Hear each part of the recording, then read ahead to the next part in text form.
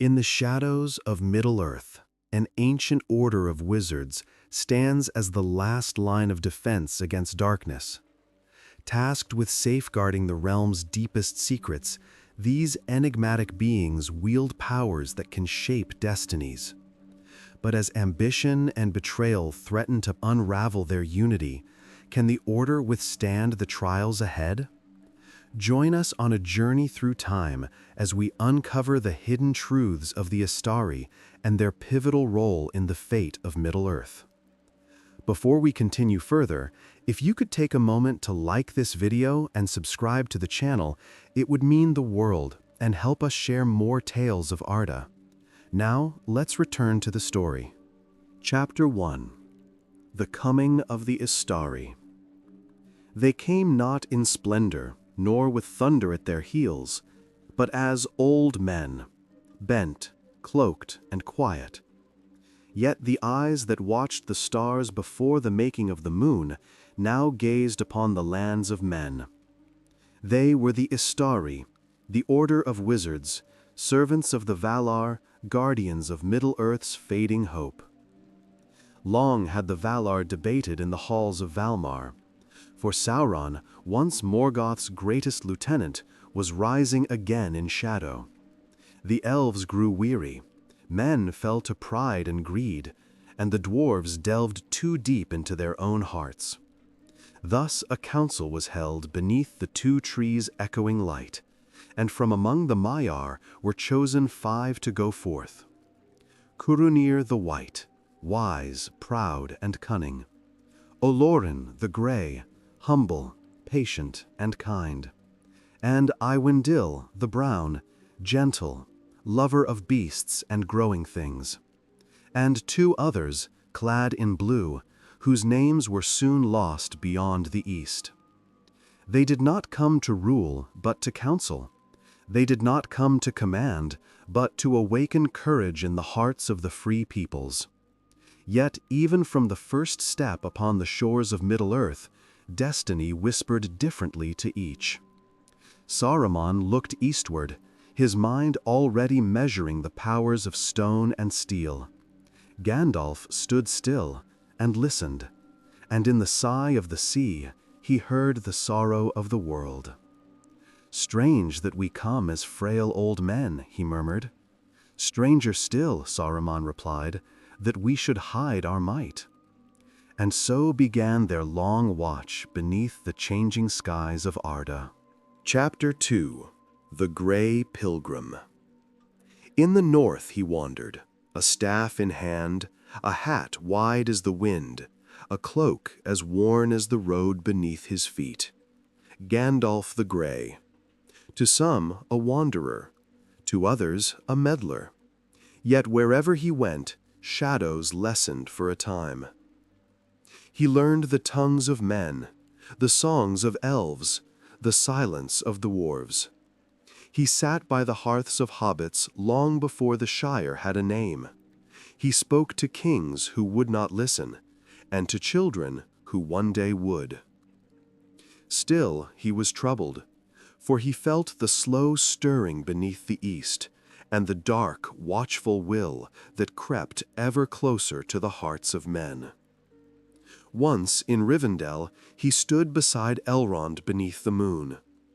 "You sense it too?" Gandalf said softly. Elrond nodded. "The shadow that never sleeps." "Then we must be ready, for when the darkness comes, it will not wear its old name."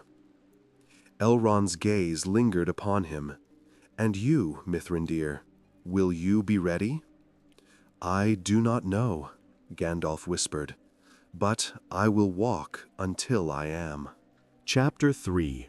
The White Hand. Far to the south, in the Tower of Orthanc, Saruman the White built his realm of thought. His voice could sway the proud, his mind unravel secrets long hidden. Yet in the mirror of his wisdom, pride found reflection. He studied the arts of Sauron not to serve them, but to surpass them. He sought the one through knowledge, believing that mastery could defend against corruption. But in so doing, he listened, and the whisper in the dark began to sound like his own. In council, his words were honey and steel. "Fear not the shadow," he told them, "for knowledge is power, and power is our weapon." But Gandalf saw deeper. "And yet," he replied, "it is also the weapon of our enemy." Saruman smiled, serene and unreadable. "Then we are alike, you and I, each seeking to guard this world in our own way." Gandalf turned away. "No, Curunir, you seek to rule it." Thus began the silent rift between white and gray, one of pride, one of patience. Chapter 4. The Forgotten Two. Few now remember the Blue Wizards, yet in the east they wandered, LOTR and Palando, sent into lands where no elf song was sung, where the stars were veiled by smoke and strange faiths rose like towers of sand. Some say they failed. Others whisper they sowed quiet seeds of resistance, founding cults of hidden light that would one day defy Sauron's empire. None can say for certain, but perhaps in the far corners of the world they yet endure, nameless wanderers beneath foreign skies, still keeping the last oaths of the West. For not all who vanish are lost. Some simply walk farther than fate allows others to see. Chapter 5. The Brown Hermit. In the greenwood lived Radagast the Brown, called simple by some and foolish by others. Yet he spoke the tongue of birds, healed the wounds of beasts, and saw beauty in what others ignored. When Saruman sought him, it was not for friendship. "You waste your time with creatures," he scorned. "While the world burns, you tend nests." Radagast only smiled. "Perhaps," he said, "that is why the world still breathes." He was not made for war or councils, but when darkness stirred in Mirkwood, when spiders and shadows gathered, it was Radagast who first felt it, and sent word to Gandalf. A small deed, perhaps, yet without it, the necromancer of Dol Guldur might have risen unchecked. Even the smallest hand may hold back the tide, if it does not tremble. Chapter 6. The Council of the Wise. At last the White Council gathered: Elrond, Galadriel, Gandalf, and Saruman.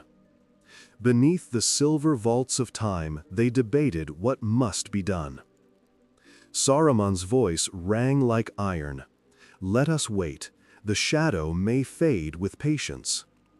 Gandalf's answer was soft, but it cut sharper than any blade. "Evil does not fade, it festers." Galadriel's eyes shone with quiet knowing. "Then whom do you trust, Curunir?" Saruman hesitated, just long enough. In the end, they drove Sauron from Dol Guldur. Yet victory left a bitter taste, for in the heart of Orthanc the Palantir gleamed, and through it the Dark Lord would whisper once more to his fallen brother. He was not made for war or councils, but when darkness stirred in Mirkwood, when spiders and shadows gathered, it was Radagast who first felt it, and sent word to Gandalf. A small deed, perhaps, yet without it, the necromancer of Dol Guldur might have risen unchecked. Even the smallest hand may hold back the tide, if it does not tremble. Chapter 7. The Breaking of the White. When the truth came, it was like fire through glass.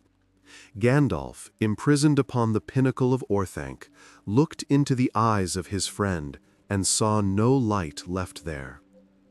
Saruman's voice was honeyed still, but hollow. "Why serve when you could rule? Why fight decay when you could master it?" "The time of the elves is ending," Gandalf said, "but not yet the time of hope.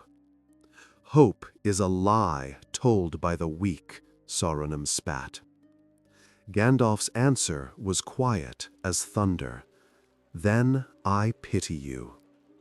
And with that, the White Tower became the seat of pride, and the order of the Istari was broken.